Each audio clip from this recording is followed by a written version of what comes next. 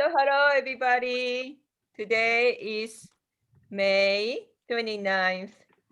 Zoom number 21 since we started April 11, 2020. So we counted, now it's over 55 gatherings.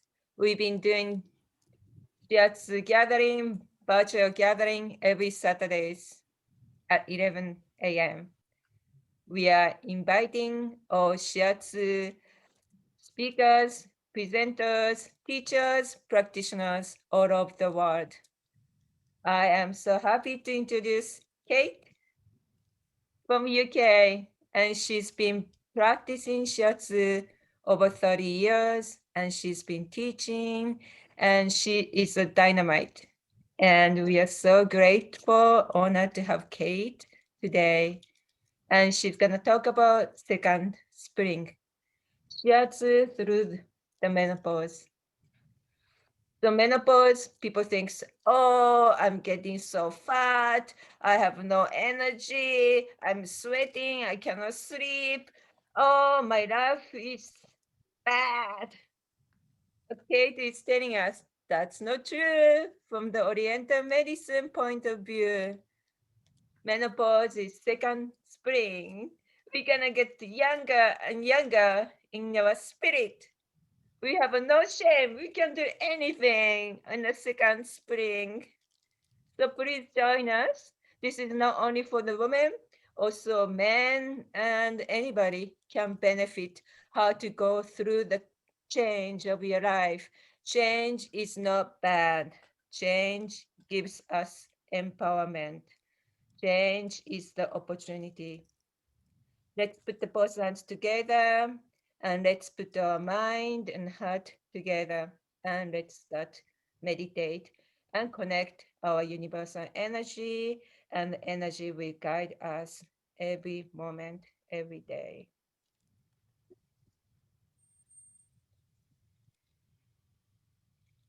Namu Shinyo Ichinyo to Totoki Miho Tokeo Nenji Tate Matsuru Zangi Zangero Gonzai Sho Metsujo Bonno Metsujo Gonsho Om Saraba Tatagata Hanamana no Garomi.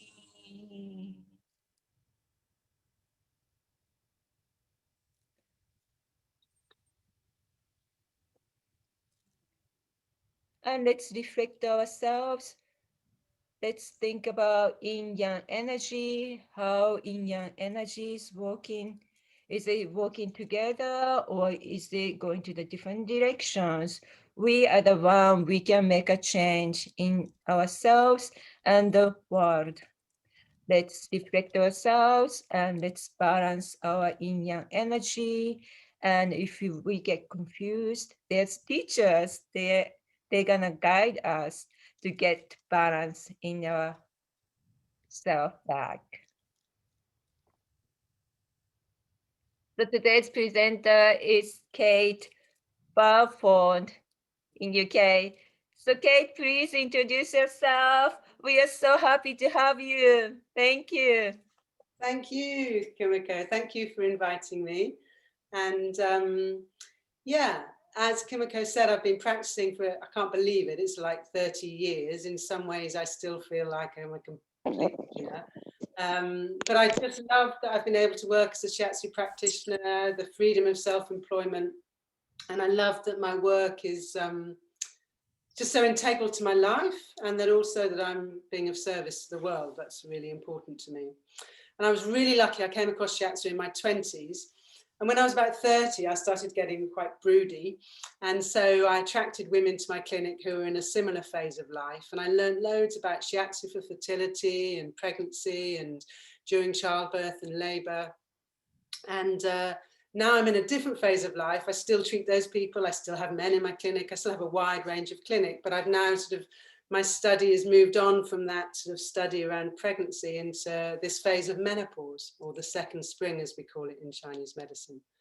And there are similarities between the two phases, that of childbirth and that of menopause, because both are gateways where our physical and emotional health can be vulnerable, but gateways are also transitions where there's opportunity to strengthen our health.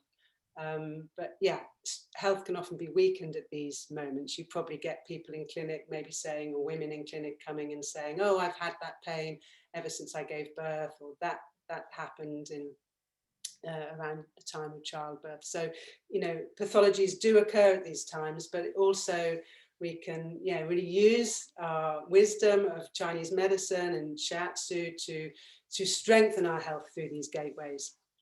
The other thing about these two events, childbirth and menopause, is they both suffered from the patriarchal medical system, which, you know, has tried to suppress women's power.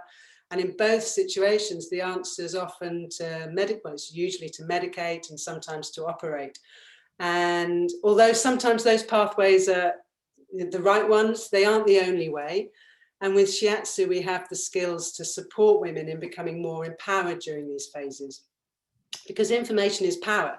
So by giving people information that we have from our Eastern medicine knowledge, via recommendations to our clients, or teaching community classes, or teaching students who are learning Shiatsu as a career, we can really make a difference in people's lives and in our society, because they're such important gateways.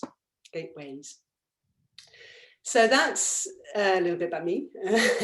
What we're going to do is we'll do a quick meditation to start, just following on from Kumiko's lovely chanting, and then I'll talk for a bit, and then we've got some slides, and then we'll do some Qigong and movement together, and then there'll be some time for questions and discussions. So one of the most powerful but simple things we do in our Shiatsu is to breathe, and to get our clients to breathe. And, you know, it's those simple, powerful things. And breathing during the session is so integral. And one of the things that it does is it, you know, we want the parasympathetic aspect of the nervous system to become more dominant. And this is important not just for the healing that we want in Shiatsu, but at times of hormonal upset. It's really important, because for hormonal balance, if we become stressed or we live in a low level of stress, the increased cortisol production disrupts our hormonal function and the balance of other hormones and the hormonal rhythms. So if we just do a little bit of breathing, just to maybe calm me down, let's do that. So we're going to lengthen our breath, really beneficial for our vagus nerve, which comes through the diaphragm. It's the longest nerve in the body. So let's just sit. If you're in a chair, get your feet on the ground. If you're on the floor or a cushion, just connect with your sit bones to the ground. Let's just bring our awareness to our bellies, so our hara. We're going to breathe in through our nose into our hara, hold the breath, and then breathe out. So we'll start by breathing in for a count of 4, holding for 1, and then breathing out for the count of 6. So let's do that together, just breathing in, filling our bellies with ki, hold for 1, and then a longer out breath for 6.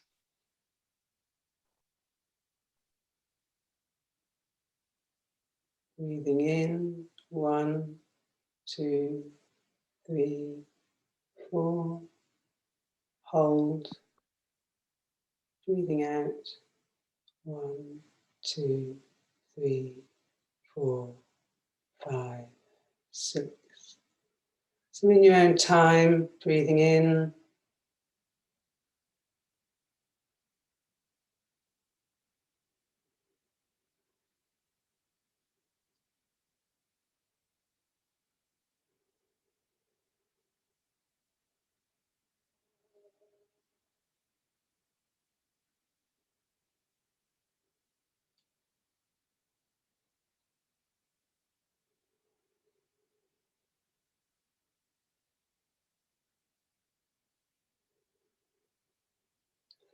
And if you're really happy with that and you want to lengthen your breath a little bit more, just breathe in for 6, hold for 1, and breathe out for 8. the count of 8.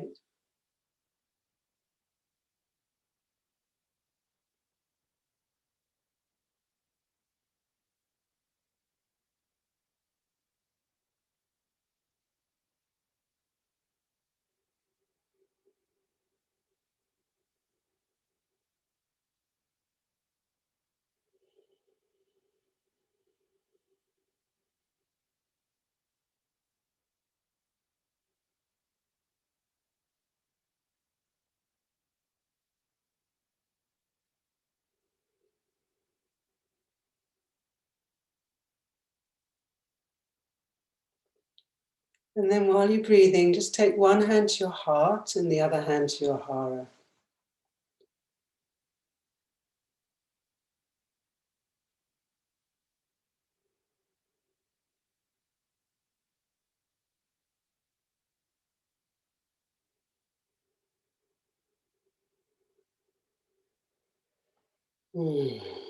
So we're connecting. This is something we do at the beginning of our shiatsu, is often just hand on heart and hand on hara. And what we're doing is we're making a connection between not just our heart and our hara, but our heart uterus meridian. And the heart uterus meridian, or bao mao, is perfect for working when we have to come to terms with ourselves becoming older. And it's a meridian I work a lot in my clinic. It's just a beautiful meridian. It's really handy when there are issues with our reproductive selves, because usually when we've got a reproductive issue, there'll be an emotional component as well. And working this meridian can really connect those feelings and our somatic experience. And it's deeply healing to connect the heart and the uterus. It's a beautiful, thick, almost palpable meridian, the heart and bao mao. And it links the womb area, or the palace of sperm in men, to our heart.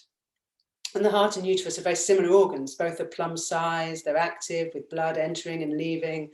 They have strong, smooth muscle. And our heart's our core, and it's the same when we age. It doesn't change, even though society may be telling us something else. And so connecting this meridian can help us anchor who we are and keep connecting us with the truth of who we are, and also balancing our fire and earth elements, because what happens in menopause, fire can rise out of control with symptoms like insomnia and anxiety. And the heart uterus meridian is really beautiful for just balancing our heart and womb, our earth and our fire elements. So it's a lovely meridian to work. So I'm just going to talk a little bit about menopause in Western and TCM terms, and then we'll look at the meridians that we might work, and then we'll do some self-help things, and then we'll do some qigong and movement. So in traditional Chinese medicine, the stage in a woman's life following the stopping of the flow of heavenly water, which is the word, translated word for blood, and our menses, when the periods have stopped, they refer to this period, as Kumiko said, as second spring. And this represents a renewal of energy and opportunities. So in the West, we know as the transition as menopause. It's a Greek word which simply means the stopping of the monthly period. But of course, the association of menopause with an abrupt end to the menstrual cycle is a very limited view of this complex sort of transition. And our passage to second spring can take place over a number of years. Some women's periods will stop suddenly, and some have very few symptoms, and other people will notice more serious pathologies.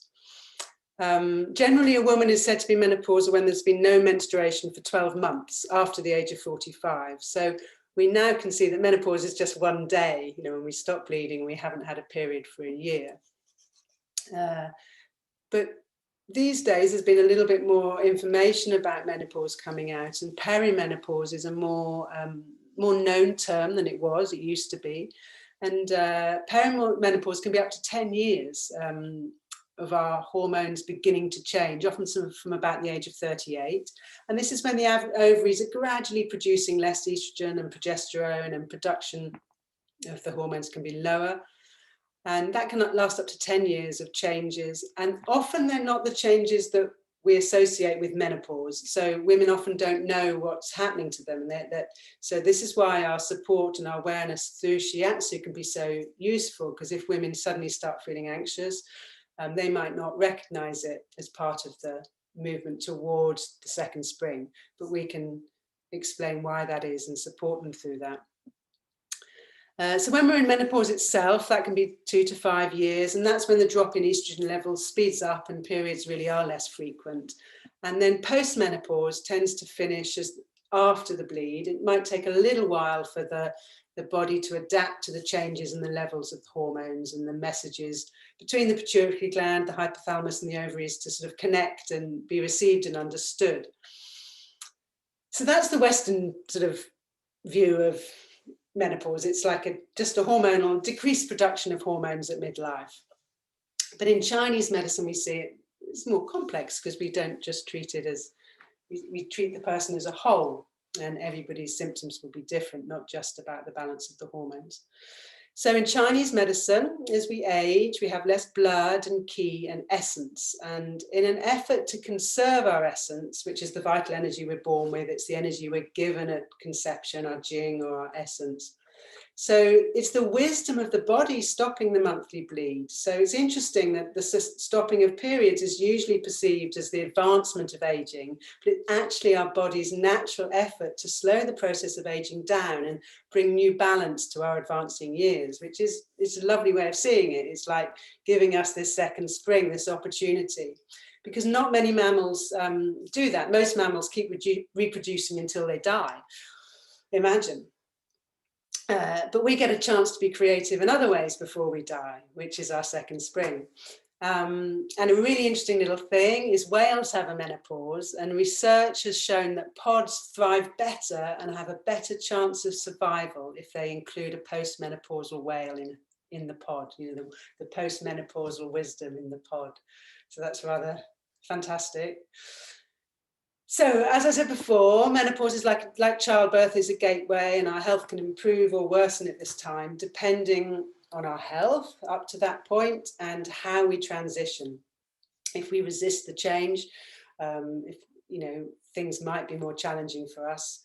And it tends to be like menstruation and childbirth. It can be something that can be feared and medicalized and reduced to this list of awful symptoms. And it can often become traumatic for the woman rather than empowering. So I really love that Shiatsu's given me a tool to create small, effective changes in these areas. So when the blood and essence are no longer being lost on the monthly bleed for reproductive possibility, we have this whole lot of energy freed up to do as we choose. So we can, as Kumiko says, feel rejuvenated and experience an awakening in our potential. And yin is blood, so relatively the period of second spring is more yang. And sort of pre-menopausally, we're more focused on sort of yin material issues, sort of relationships with others, with ourselves, careers, maybe caring for family and home. And our attention is often on this caring, and our identities can become consumed by these roles. And we can often become compromised by them. So the good thing, after menopause, we can really develop a more independent sense of ourself and power in the world. And this process of aging, rather than being sort of aging towards death, can be a journey towards wholeness, where all aspects of our being are cultivated and balanced, and yin and yang is harmoniously engaged. So the physicality of our bodies and our feelings for ourselves and others have occupied most of our attention in the first half of our lives. But as we grow older, we can sort of feel this desire maybe to fulfill our spiritual and higher needs, which are more yang.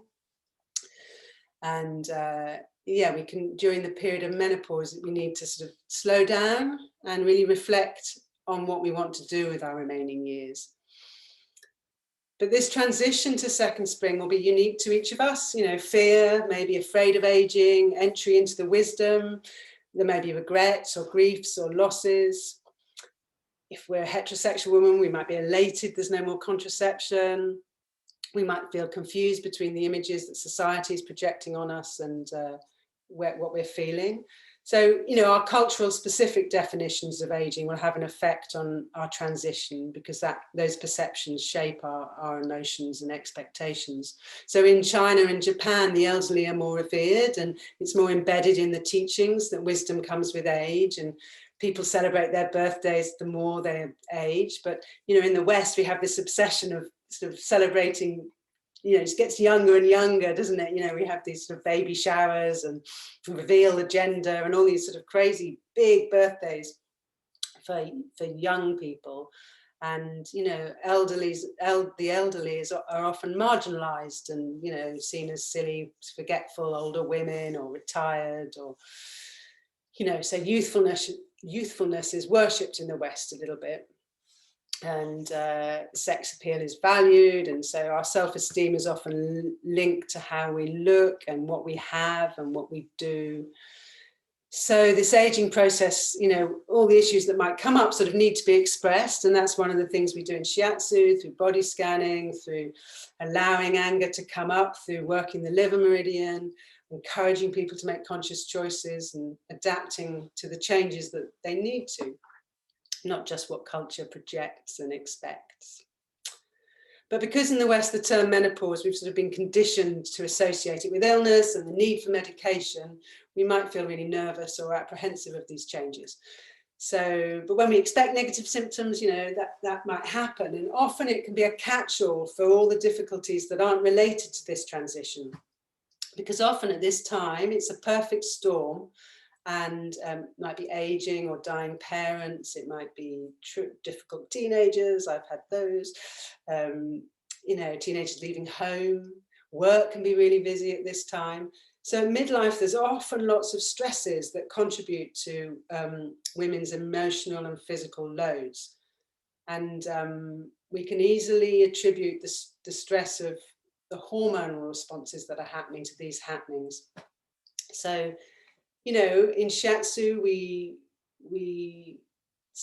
treat people as we find them, don't we? We don't just treat the set of symptoms like, oh, that's hormonal. And it may well be a hormonal imbalance, but we'll work with that.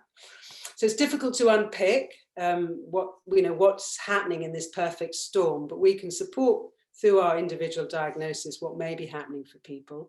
And we can also know that it's this decrease in the yin energy, and we can work with that. So always that underlying work is kidney yin supporting, and that's sort of the basis of our work. So yeah, have we got where are our, this little 5-element picture, Kumiko or Virginia? Yep, Virginia has it. Yes, thanks. Oh, yes. Yeah, so I was just sort of jogging this down the other day, just jotting around and thinking of the 5 elements. And so although we, you know, let's look at water first. So generally, we can generally always treat water element, because the yin is the water element, and that connection to the hormones and the hormone depletion, and we can know that we've got this depletion of kidney yin, and so treating conception vessel, treating the chongmai, the extraordinary vessels, and our kidney and bladder meridians are really useful at this time. So giving people self-help around these this water element is really important. So, you know, the symptoms we might see, as you know, exhaustion, hormonal imbalance, our bones and our hair, our bones become weaker. So exercise, you know, like qigong and walking and yoga, where we've got that impact for bone health, working our kidneys and our chongmai, so our bone marrow is supported. Hair falls out, that can be a water thing. Easing the nervous system, as we started to do with the breathing, lengthening and calming our breath so we can regulate our nervous system. And yeah, so salty foods, you know, gamassia, miso, bone broth, seaweeds, really good for supporting our water element. And it's really important to keep supporting the yin, because what happens is, as the yin depletes, the yang can go up, and then we might have flashes of heat, we might have hot flushes. If our wood energy, if we've had emotions that have been repressed, and we might get those bursts of wood energy up. And sometimes women can really want to have the rage to kill at this time. And that's a sense that they really need to start reassessing what they want to get rid of in their life, you know, what they want to let go of. Maybe things aren't serving them so well, relationships aren't serving them so well, cooking a meal for teenagers or adults in the house, still, you know, they need to let go of that, because this rage will come up, this time to sort of reassess and move through as we need to change. We need to change those patterns of caring for other people and start taking care of ourselves. Some of the wood symptoms we might see, you know, often women around this time will get sort of inflammation issues around the joints, and that can be a hormonal thing, it can be a dietary thing of too much inflammation, but the stiff joints, so lots of qigong to move the qi through the joints, to help the liver qi move through the joints, is really helpful. Heavy periods can be a wood thing. So I've put, yeah, like, eat your greens and lots of lovely lemons. And then fire, yeah, the fire symptoms are really common as well. So we get this lack of yin, and the yang can rise up. So the, you know, the shen isn't settled, the yang becomes too excess without the yin to root it. So symptoms like insomnia and palpitations and anxiety and forgetfulness, can't find the words. And sometimes those symptoms will happen before the more specific symptoms that are sort of more connected to menopause in a medical sense, that are sort of estrogen deficient symptoms like vaginal dryness or hot flushes, those sort of things that are specifically connected to estrogen reduction. So people might wonder why they're losing their memory, and they panic that they're getting Alzheimer's, but actually it can just be a perimenopausal symptom of the yin decreasing and the yang fire energy getting a little bit out of control. And, you know, it can be really distressing when suddenly anxiety comes out of nowhere. So, you know, when I work with women, we do lots of community classes with a yoga teacher friend of mine, and we teach women. And, you know, they can feel really isolated. They've been feeling really anxious, and they don't know where this anxiety has come from. They've never been anxious before. And it's this symptom that's sort of quite strong because it has that hormonal connection to it, and sort of suddenly getting overcome with anxiety over things that wouldn't have caused them anxiety before. So that can be quite distressing, but we can work with that. We can support them with understanding, showing them points like Heart 7, Heart Protector 8, CV17, points that can help calm the anxiety, working the feet. And then earth, so you know, people often talk about weight gain. That can be a spleen thing, can't it? A spleen deficiency, craving for carbohydrates, eating too many carbohydrates, and that can affect our hormonal level with insulin. And the brain fog that people sometimes complain of, that lack, you know, too much damp, digestion issues, and heavy periods as well. It can come with not, you know, a lifetime of maybe some spleen deficiency, and the earth not holding the blood in place. Earth's about holding things up. And then metal, you know, metal will come up if people have really got an issue with letting go, and the grief of moving into this transition, the grief of maybe not having a baby, the grief of letting go of shedding an older part of themselves they need to let go of, or grief of children leaving home at the same time. And gut issues are very key as well. You know, we're understanding more about the gut-brain connection these days, but also we've known it. We know we've done Anpuku as Shiatsu practitioners and know about the importance of our large intestine energy. But gut health is really key. It's key for hormonal balance. So, you know, if that's an issue for our clients, we need to look at supporting their diet, giving them Anpuku recommendations, working with their large intestine. I had someone recently who was hormonal, and the Zen diagnosis was stomach Kyo, large intestine Jitsu. So it was all about letting go in order to move forward, which is, you know, a transitionary thing, isn't it? So what have I talked about it all? So spleen, yeah, the spleen. So what happens? The spleen function declines because there's less blood and Qi and other body fluids to hydrate the body. And vaginal dryness, discomfort, dry hair, skin, nails, constipation. This all can be spleen. As our yin declines, we're less able to balance the yang. The excess yang takes this form of heat upwards, venting up in night sweats, hot flushes, and this can affect our sleep, which then affects, you know, irritability and tiredness. And as I said before, you know, this is increased if we have liver Qi stagnation. We get these hot bursts of anger if our feelings have been contained and repressed. And weakened blood affects our our supply of blood to the heart, and if the heart doesn't receive sufficient blood and yin, it's difficult to ground the shen. If it's not rooted, we have difficulty remembering, being anxious. Yeah, so that's sort of a little look at how we understand it through shiatsu, just a brief sort of, I think I'm talking too fast. But the severity of our symptoms also will depend on how well we've nurtured and nourished our kidney yin throughout our lives. You know, it'll depend on our constitutional makeup, the quality of our parents' essence when we were conceived, along with our emotional health and our diet and lifestyle choices up to this point in our lives. They're all influential factors in our kidney health. And if we've experienced extended periods of fear or anxiety, or we hold this as an underlying state of being, our kidneys will be weakened. But if we've been careful in our pre-second spring years to deal with emotional stress, get adequate rest, avoid overwork and too much physical exertion, if we haven't had loads of childbirth and chronic illnesses, you know, we can build up our postnatal essence to an abundant level.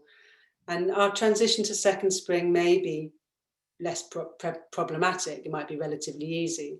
So, you know, there's lots we can do. And this is why it's important to educate perimenopausal women about their health. So before they get there, it's just like preconception. I love to get women in the clinic before they decide to conceive, to get their health really good before they conceive. It's the same with this. Before we go through this transition, if we can get perimenopausal women to start looking after themselves. So we've got a few self-help slides. I think there's just a few notes around self-help. What's the next slide? So yeah, so really important to avoid sort of all the hormone disruptors. So, you know, avoiding pesticides and trying to eat organic food. And if you're eating meat and dairy, you know, it is full of hormones. You know, there's antibiotics, there's growth hormones in there. So it's really important if you are choosing to eat meat or dairy to have organic and grass-fed beef, and, you know, to really clean up that aspect, because, you know, there's a lot of hormones all around us in the plastics, chemicals in, you know, makeup and fragrance, and yeah, really important to reduce all that because they're hormone disruptors and endocrine disruptors. And eating a menopause balancing diet, we want to eat loads of, you know, we want to be plant-based and lots of healthy fats and whole grains and seeds and lots of phytoestrogen legumes. So lots of vegetables that are natural estrogen support. And if we can get as much as we can through our phytoestrogen, there's less need for a medicinal estrogen.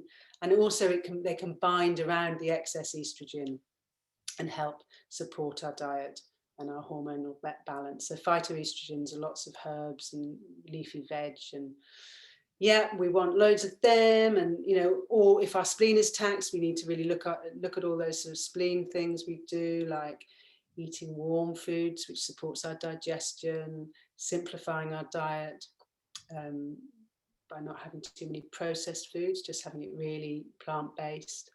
And anti-inflammatory herbs will be great for the joints, be great for our hormonal balance. And really important not to have too much sort of stimulating foods like alcohol and spices and caffeine, because these do make our hot flushes worse. So it's really important to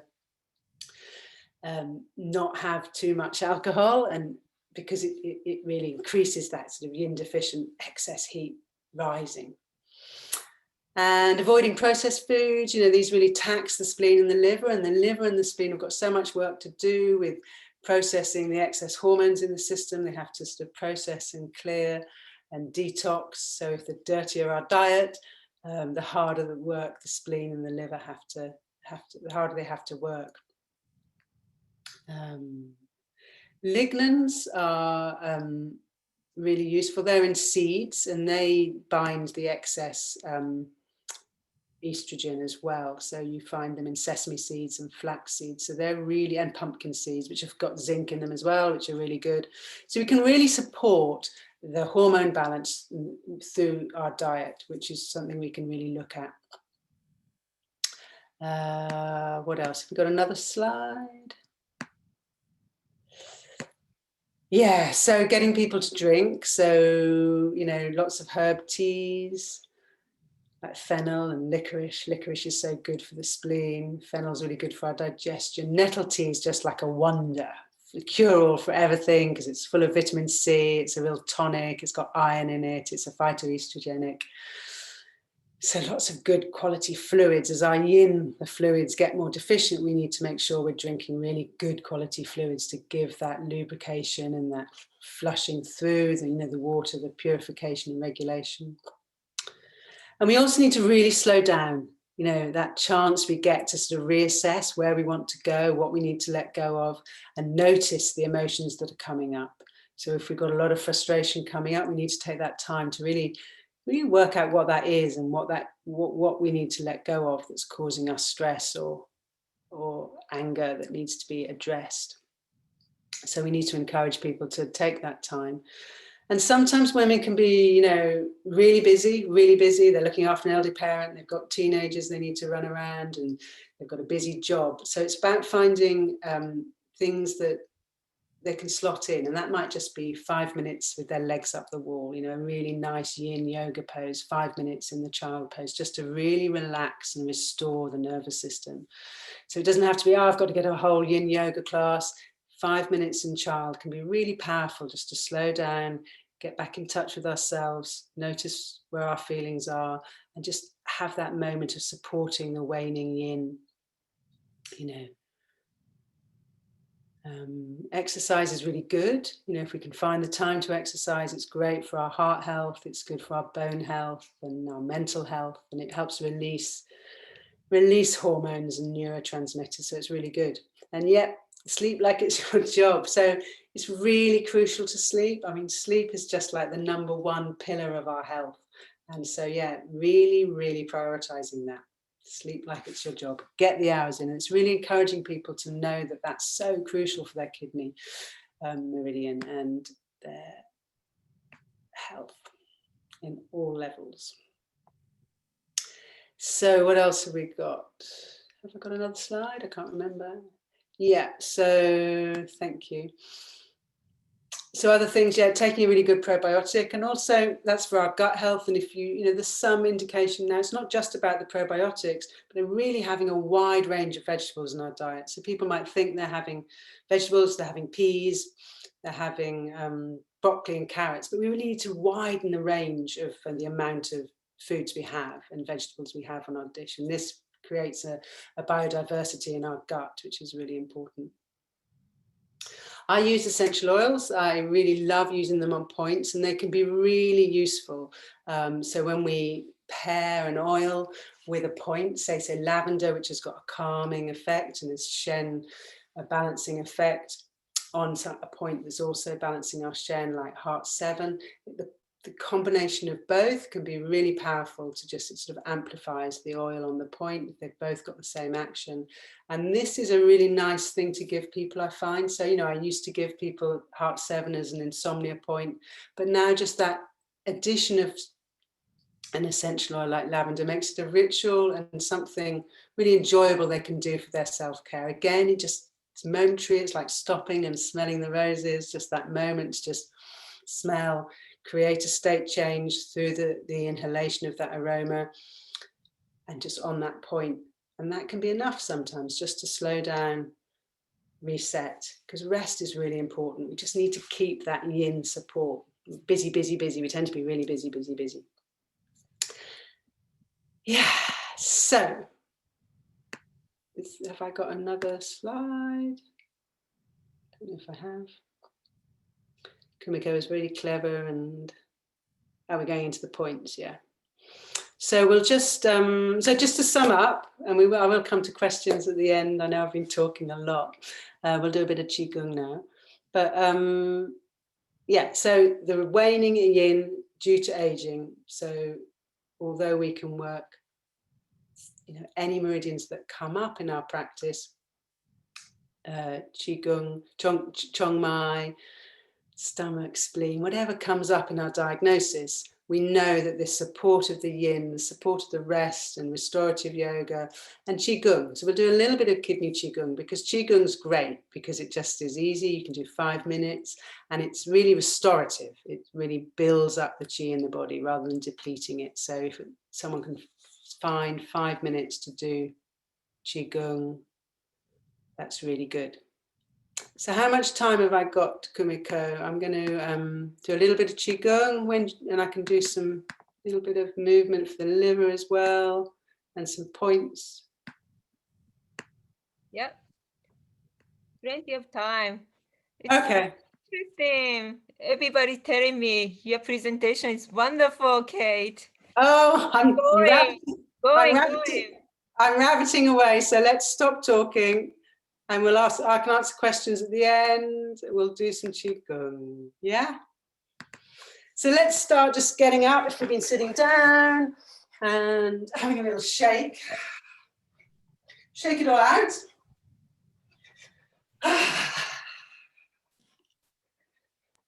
Shake out any stress from sitting down. We'll come back to those points, Virginia, at the end of the movement. Shake it all out. Ah, lovely. Nice to be stopping talking and getting into the body.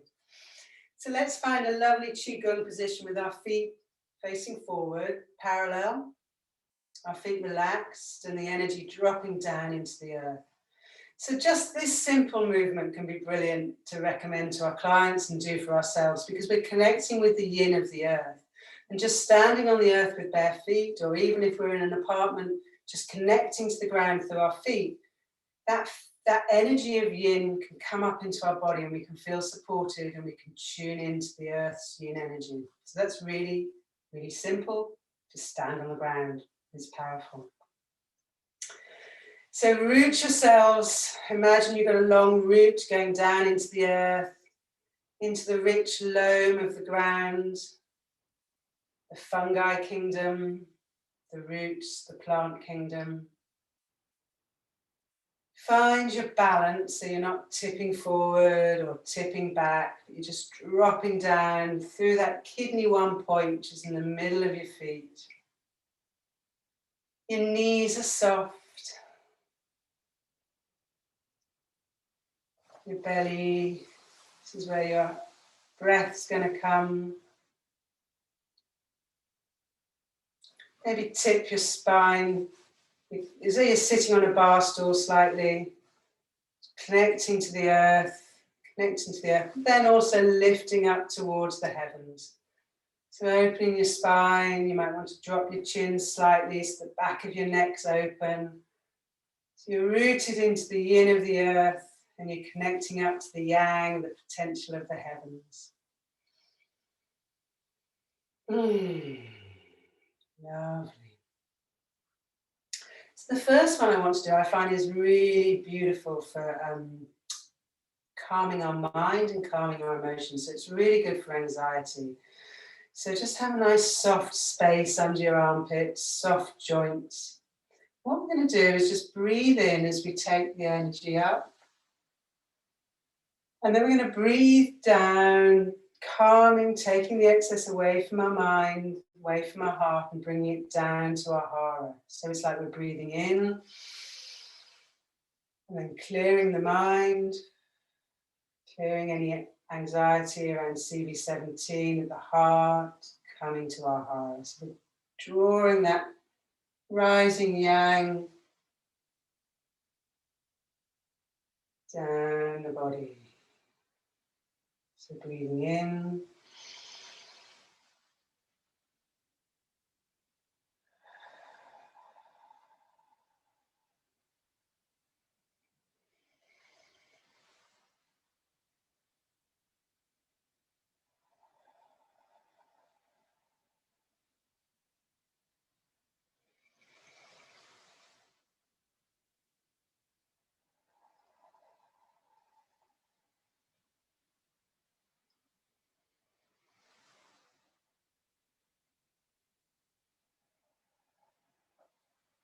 Just after a few minutes, we can feel, hopefully there's a sense of grounding, clearing our mind, bringing our energy back down into our hara.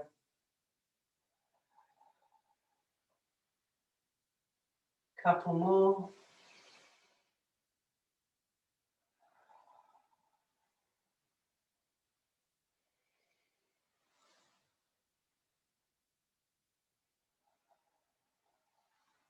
Last one.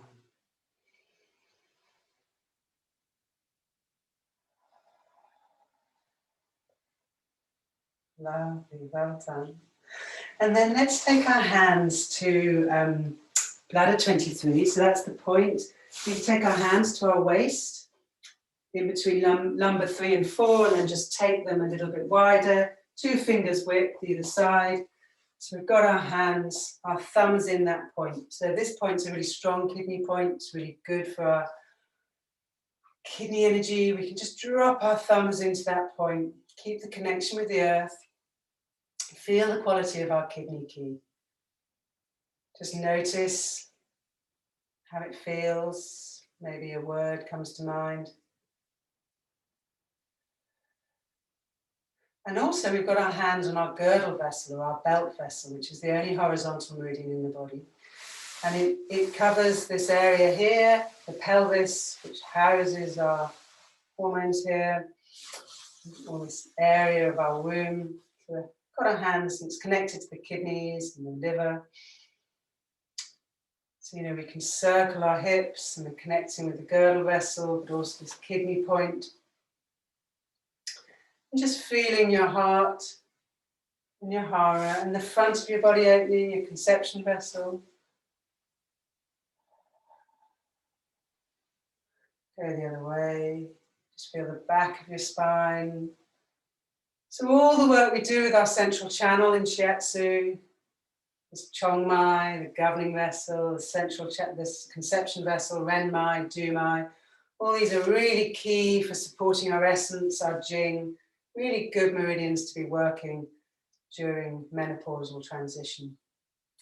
So we're going to do some Hua Gung, which I think is just a fabulous, easy Qigong. We can do it for half an hour, we can do it for 5 minutes, and it's easy to teach our clients, and they can do it for 5 minutes. It can be really supportive of their kidney and their essence. So what we do is we draw the energy up the kidney meridian in the torso as we breathe in. We go out to the horizons as we breathe out. We breathe in and we gather that yang qi down to the top of our head, the bones, the back of our head, the skulls, the ribs, the rib cage, back to the kidneys. Lean forward the kidneys, and then we go down our bladder and kidney meridian, and then we draw up the yin energy from the earth. So we're drawing that supportive yin into our systems. Breathing out, breathing in, drawing the yang down to our head, our bones, kidneys, down as we breathe out, and then we breathe in, the yin, supportive, nurturing moisture of the earth. Breathing in. So we've got our bones, our bone marrow. Connecting our kidneys, our ovaries, our pituitary and our hypothalamus. We're making that connection with our ovarian, hypothalamus circuit.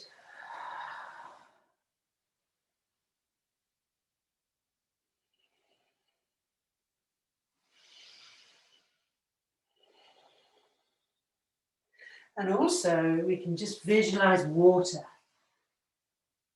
We can visualize being washed in a mountain stream with the water element that purifies and regulates our hormones. Drawing up the yin as we wash, drawing down the yang as we wash.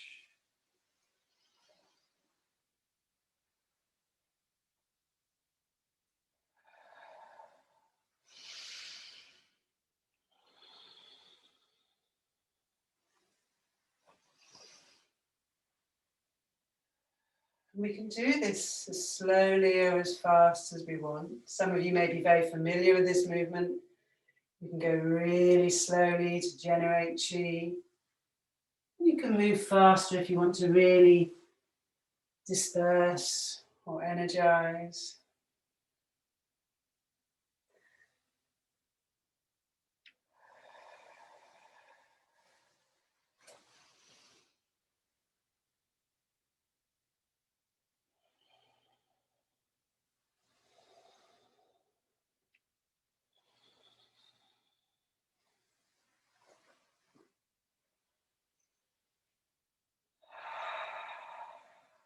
Really drawing down the energy of the heavens, the sky, the stars, bringing that energy into your body, into your kidneys. And then drawing the yin of the earth, the moisture up into your kidney meridian. Making balance with the yin and yang to help us smooth through this transition. Just do a couple more.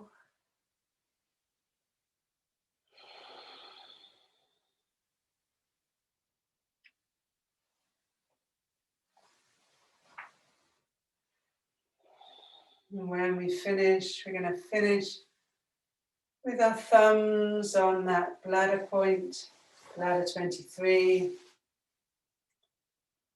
Just notice if it feels softer or more alive or different.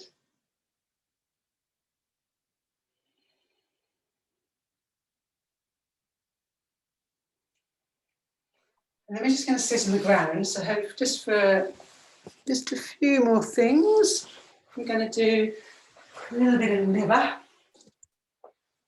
So come into the position of liver makaho. So that's as wide as you can get, just sort of enlivening your liver a little bit. So we sit on our sit bones. We draw our feet back towards ourselves, so we've got that nice activation of the liver chi through the meridian here. Sitting on your sit bones. We're just going to do the makaho together. So clasp your hands at your heart and then push away. And then breathe in and come up. Drop your hips into the ground. Really drop your hips down into the ground, into the yin of the earth. And then create space between your hips and your ribs. So opening that area between your hips and your ribs, allowing your ribs to soften and open, not flare forward, dropping your sit bones down into the ground, so not flaring your ribs. And then create space in the joints of the armpit and the elbows and the wrists. So we're lifting up and creating space, the sides of our body, the gallbladder meridian. And then turn and look at your left foot and feel that rotation in your torso. Hopefully you can enjoy it. And then on an out breath, bend to the right and allow the left side of your body to open to the heavens, your opening liver and gallbladder. And breathe and allow the out breath just to take you a little bit further into the position. So you're just softening as the chi circulates.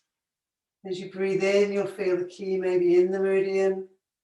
As you breathe out, just feel the softening.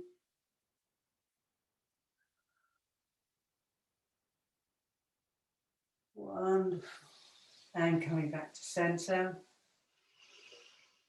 Notice the difference both sides. Clasp your hands in a different way. It's the way that will feel uncomfortable, so just odd, not the same, not familiar. And push away, and again drop into your hips as you reach up. So again, yin and yang, dropping into the yin, opening and expanding into the yang. Feeling the gap between our ribs and our hips. Lifting up through the joints, breathing in, on and out breath, rotate, feel the twist of our torso, breathe in. As we breathe out, release the hands and bend to the left. Feel the opening down the right side of the body. Enjoy, if you can, the ability to your body to be flexible. Choose which direction it's going in. And breathe.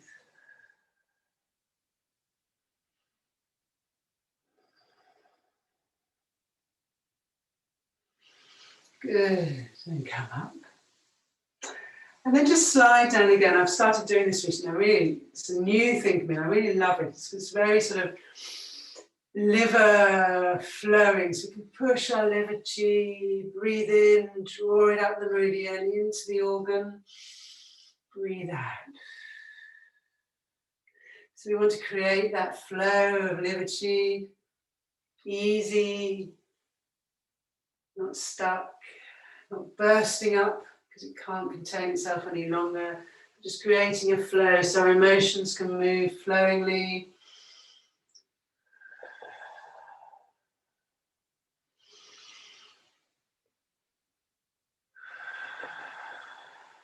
Breathing in, soft. Breathing out. One more.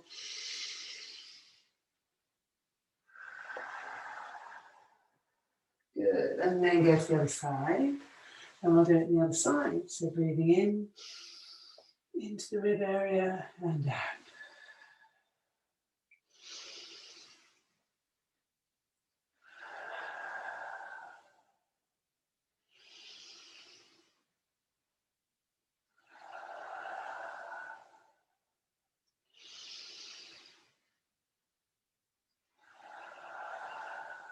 One more.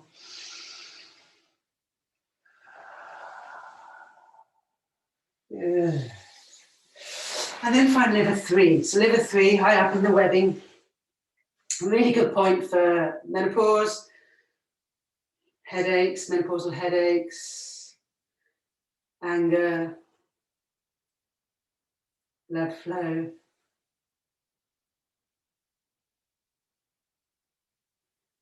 So you can just rub your thumbs. And then let's just do just the last thing before we chat. Let's find kidney 1.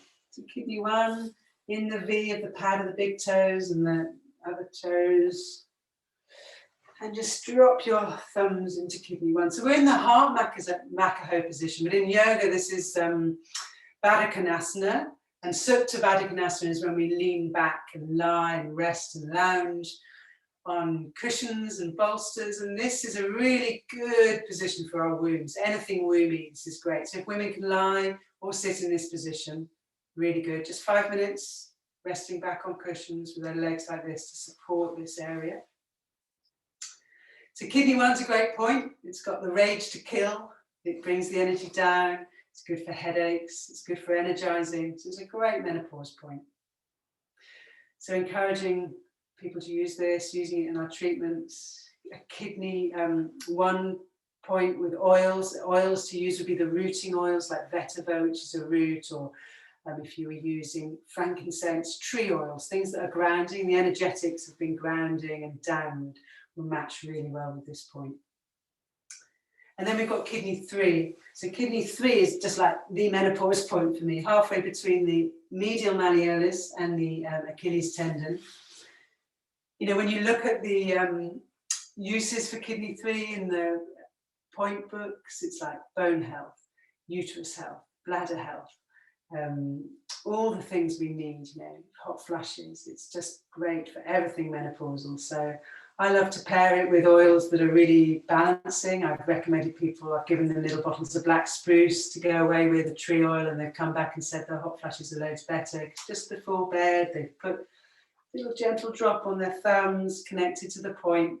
It just helps root and ground as we're working this wonderful menopausal point, kidney 3, supreme stream. And similarly with the spleen points in the feet, spleen 3, spleen 4, which is a Chong Mai point, penetrating vessel point. Spleen 3, 4 and 6 are all fantastic points, and we compare them with things like geranium or clary sage or lavender, which are really good hormonal balancing oils. You don't have to use oils, the points are wonderful by themselves, but sometimes it's a nice self-care thing. It helps people remember to use them, and there's that enjoyment of using the oils, and then there's this power of having the oil aromatically, which can affect a state change. And yeah, really powerful. So kidney 3 is my favourite menopause point, and I think I've been going for quite a long time. So I'm going to stop now and have some questions. But that's just a little hint of what we can do to support people through this phase and support ourselves. Liver, kidney, spleen, heart, supporting our yin mostly. So drawing the yin from the earth, using these points, yin points. Taking that yin into our bodies as it becomes more depleted and our yang rises. And heart, uterus. So I know I've been chatting away.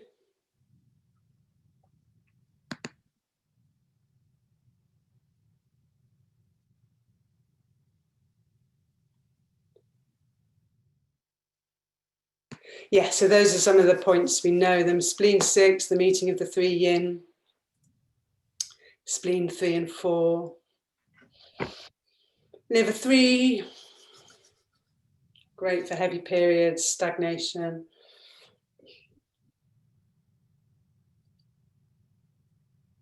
What a wonderful lecture. Thank you so much. Well, it's my absolute pleasure, and I've got so much to say, and I just rabbited on. And No. I hope it was clear. And there's Okay, loads. Can we show another slide? Yes, do. Oh, Yeah. Virginia, yes, thank you. So yeah, heart 7, spirit gate, so good for night sweats, so good for insomnia. And I used doTERRA oils, and Serenity is a beautiful blend for calming, as is lavender. And of course, Heart Protector 8 is such a good one for when anxious feelings are coming up. And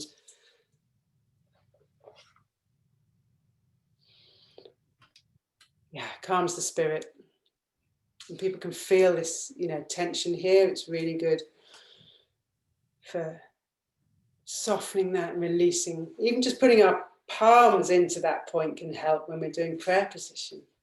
Really good. And pairing it with oils can be really powerful as well. All women should see this lecture. And also men to know. Absolutely, yeah. And I mean, Yes. Mm. Kidney 1 is great point. Yes. Kidney 1 is great. Yeah. When I was learning the points, I knew it was the first aid point in Shiatsu for fainting because it brought the energy down, it descends excess from the head, and it's a grounding point, which is what we often need during menopause. But it wasn't until I was looking at the point preparing for a menopause workshop that I saw a book, it said Rage to Kill, and I'd never noticed that before. And I was preparing for a menopause workshop and it said Rage to Kill, and I thought, wow, that is how some women for a family or whatever it is. That's not the same for everybody, and it's like so that's how I felt. That's how you felt. Yeah, Rage That's to exactly Kill. how I felt, but unfortunately it's about 10 years too late. But thankfully I did not murder anybody. Yeah, and it's to let go of, isn't it, if we're feeling angry about something. Might be a relationship that's got to go. I think it's when, and you explained this earlier, when you have so much on your plate, and yes, there's things that you realize this has to go. I can't do it all. So I'm doing too much of this, helping this person, too much of that. So yeah, children, working full time, parents, everything. It's just, when we volunteer for the school and we volunteer for the sports and volunteer. So you're just like, it's too much. Yeah, and it's rush, and that makes the yin even more depleted. So yeah. Yes. And God forbid anybody has a negative thing to say, because boy, will they hear about it. Yes. Yeah.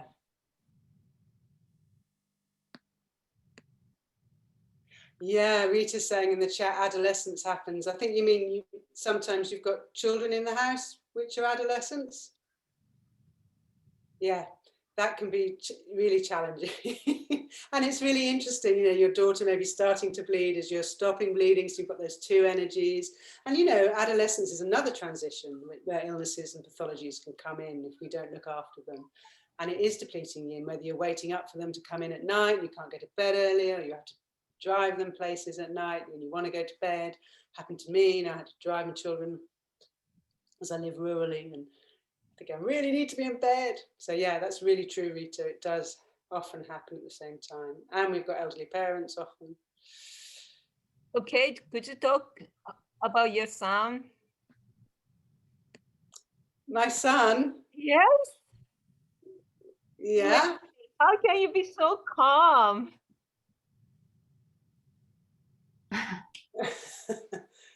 Well, because of Angry when Shiatsu. this happened to you?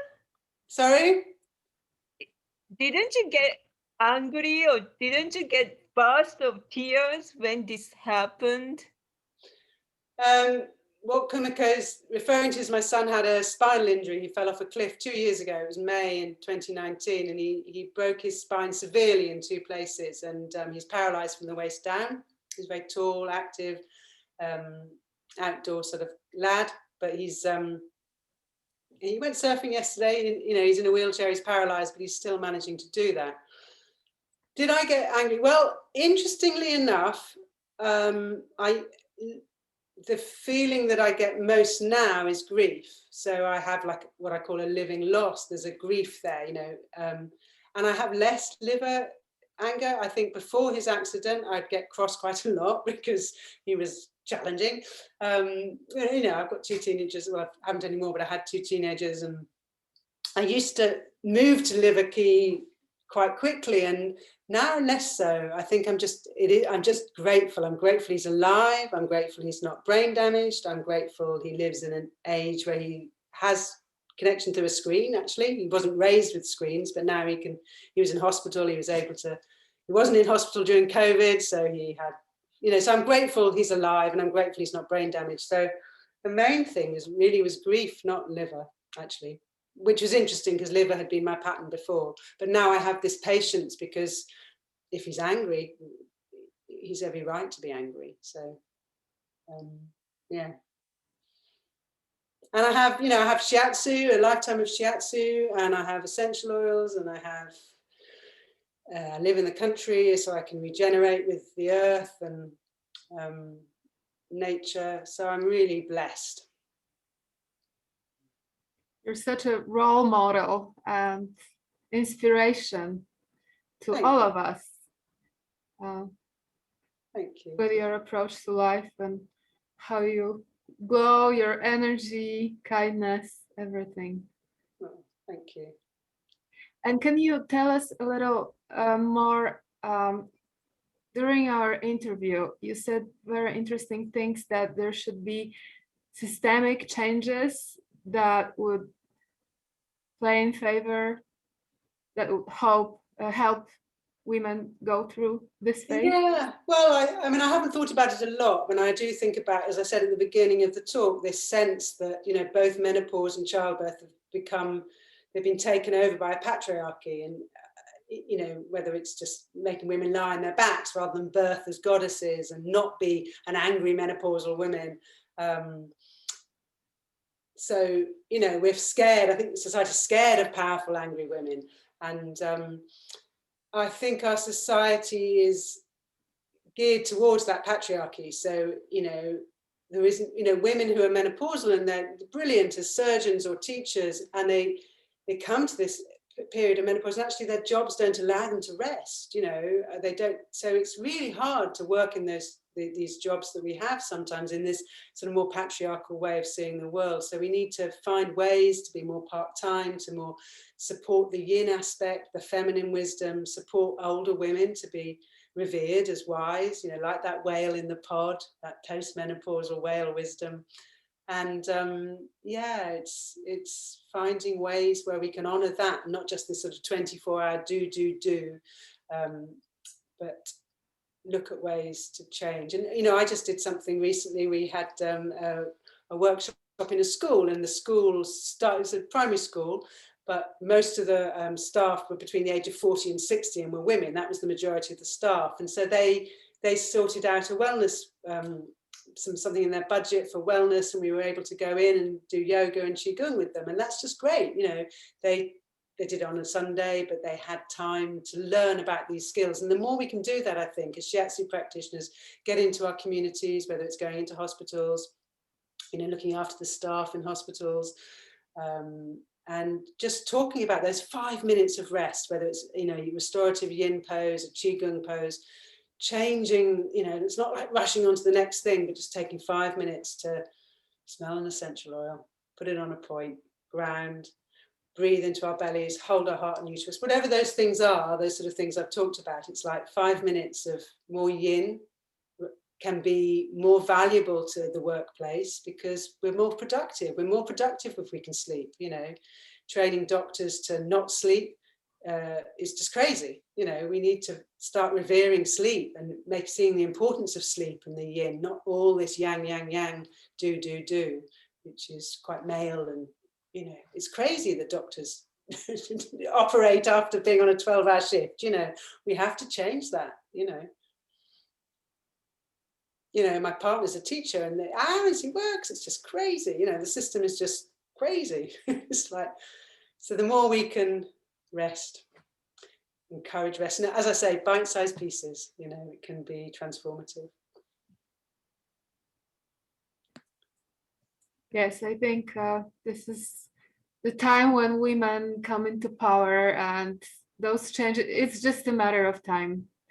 Things are changing, and things that you talked about, it will also change. I strongly believe in that. Yeah, we're moving into a different age, hopefully. Yeah, and the transformation at the moment is rocky, isn't it? You know, it's like the menopause transformation is pretty rocky. And menopause can feel like that, and you know, we feel like we're losing our minds, and I think that's happening globally at the moment. We feel like we're losing our minds. So I have a question about, you said that foggy mind and forgetfulness. So does it go away after menopause? Hopefully, yes, because the balance of yin yang sort of balances out a little bit more. So we're going through this phase of just like, as the yin drops and the yang rises, and then we can find a more balance as the hormones find a balance, and we can move into being more yang with our, you know, we can be more creative and more spiritual. But women I've talked to, because a lot of the stories we hear are really negative, and that's like, you know, you Google an image of menopause and it's all sweating women, not many black women, mostly white women, they're all having a terrible time. But you know, so we've got to change those images of actually, yeah, we can be really clear and really sharp. We can be very wise. It might be in a feminine way, that crone wisdom, but it doesn't have to be foggy forever. Once we, yeah, come back to a more of a balance. Okay, so here in the chat, Emily said, absolutely, I love this practical information. Aldona said, super explanations, we'll re-listen to take notes and do the exercise. Wendy said, thank you, Kate and Five Light Center for sharing this wonderful presentation. And Wendy had to go. Katerina said, fantastic. Thank you, Kate. Dawn said, thank you, Kate. Lovely presentation. I feel so nourished. Black spruce essential oil on kidney 3 acupressure point is heavenly. Rita said, sometimes adolescence happens at the same time as menopause, and that is really depleting the yin. And what else do we have? Rita, you are powerful and very moving in how you live your life with all the difficulties that occurred. Love you. And Julie said, it's a matter of time and education. We need to kindly support and educate each other. Thank you so much, Kate, for this beautiful talk. So inspiring. Oh, lovely feedback. Yes. Thank you. Thank you, Rita. Thank you for this very authentic experience. So Laurie has a question. Does an abrupt menopause, medical or surgical induced, present a different approach to treatment? Well, yes, because it's abrupt. So sometimes once you've had a medical or once you've had a surgical menopause, there will be medication which will hopefully support it. And medication is needed sometimes, but not all the time.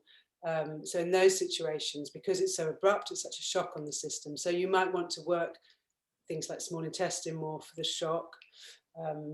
And you might find that you haven't been able to do the sort of education before. So it's more dealing with what comes up rather than looking at what's coming. So yeah, it's quicker, it's more abrupt, it's more acute, and it's often medicated. And it often comes with different things as well, because, if you're, heart uterus will be fantastic then, because heart uterus is really good for shock. So, if someone's had a cancer diagnosis and they're having a hysterectomy, and then they've then gone into menopause, that's all quite shocking. It's a lot of information to process. And so heart uterus would really help the heart sort of come to terms with that. And that will be most of what your work will be doing, sort of soothing that, integrating those changes, those transitions which has come so quickly. But heart uterus meridian is really, really useful for that. Really good for shock. I hope that helps and answers. So currently you are supporting your community, but are you launching any online sessions? Well, I teach a doing class every Monday morning UK time. Dawn sometimes comes to that. So that's 9:30 on a Monday morning. So I do an hour of Do-in and Qigong and a little bit of meditation, but mostly Qigong and Do-in. And that's a really nice hour. And I do a menopause workshop with my colleague Leaf, who is a yoga teacher, and we have got an online workshop coming up where we'll do some live sessions and some presentations which will be recorded of Qigong and points and oils and yoga, restorative yoga, and that's a really nice. We do that class in person in Cornwall in the UK, and we're doing that online. And then I am going to do a sort of in the future, probably in the autumn, I will do an essential oils and acupressure point, sort of how we can use them on ourselves to support our own energy, how we can use them in our clinic to support our clinic, and how we can use them on clients. So that will be like a 3-part online workshop as well. And my website will have those. My website's going live at the end of this month, and that will have links to all of those classes. Which you've put, website coming soon. Yeah, I think it's 1st of June. Yes.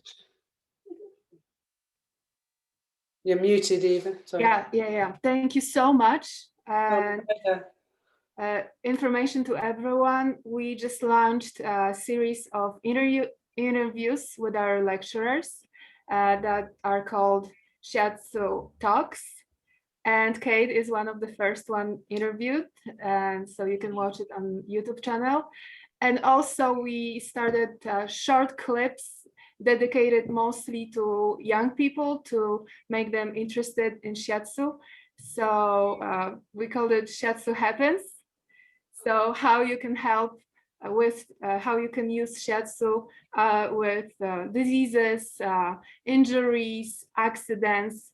So yeah, short clips for young teenagers to educate them and to have new students in new generation. Thank you so much again, and good luck with your therapist, your practice, and yourself. Thank you so much. Thank you, everybody. Thank you, Kate.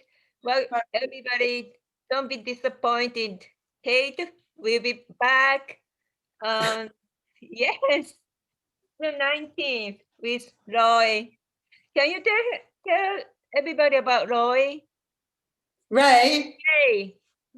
Hey. Yeah, well, Ray's one of my Shiatsu teachers, and he, funnily enough, he works in a gym and he works with older people, and his strapline is living younger, longer. And so I thought it'd be really interesting to talk to him a little bit about his work with in the gym, sort of bringing chi exercises in, not just strength, both strength and chi. So it's like more talk about yin and yang and aging, but from maybe a little bit more of a male perspective. Although he was one of the ones who taught me about, he was one of my teachers with shiatsu and childbirth, actually. So yeah, that would be good, talking about aging from a slightly different perspective. So yeah, he does exercise classes for the over 50s, and he's great at exercise. Ray was your first teacher, Rita. Yeah, he was Yay, Rita. So it'd be great to talk to him. Yes, yes, yes. We need to receive all the knowledge from him. He's such a great teacher, and he's been teaching so many years, and he's so kind, open heart, and big heart. We cannot wait of him and Kate to talk about shiatsu. Shiatsu is such a simple thing, but it's such a powerful. Everybody, please join our community. Let's spread shiatsu movement. Thank you, everybody. Thank you. Are you okay? Thank you. Have any questions? Yes, this is Kate. Yes. Yeah, if you have any question, email her, go to her website, messenger her, Instagram her, and let's connect and let's spread message of shiatsu. And we have Ambria. She's gonna start to teach in June 17th. She's another powerful presenter, and we are so grateful to have Ambria as one of our shiatsu teaching team. And we need more teachers. Where is Ambria teaching? On Zoom? Online. She's in Canada, but she's gonna be teaching online. Online, Zoom. Yeah. Okay. She joined Five Light Center, so she's our teacher now. And she comes from India as well. So yes, and I've been continuing teaching, sharing shiatsu. Whenever you have a chance, please come stop by New York. I'm there. Okay. And let's put the both hands together and gasho. And everybody have a great week and see you soon. Thank you. Be safe, be happy, enjoy shiatsu. We have a song. Yes. Rene Aubrey, he gave us credit to show to everybody. He is fantastic. and if you would like to stay after, you are welcome to stay, to connect, to talk, to tell us your story.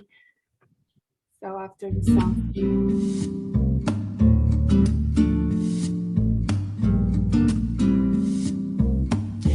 Take my hand, far to roam. Take my hand, we are going home. N'oublie pas,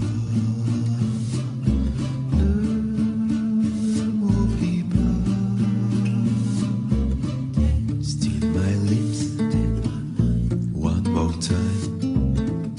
Still my lips, once more cry.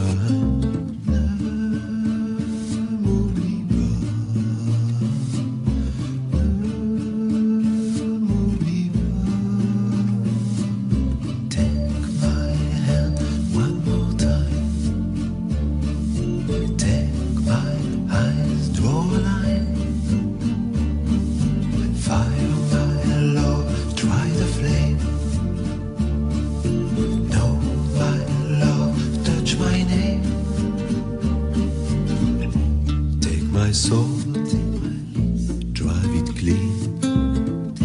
Take my soul, make it dream. N'oublie pas, n'oublie pas. Place my heart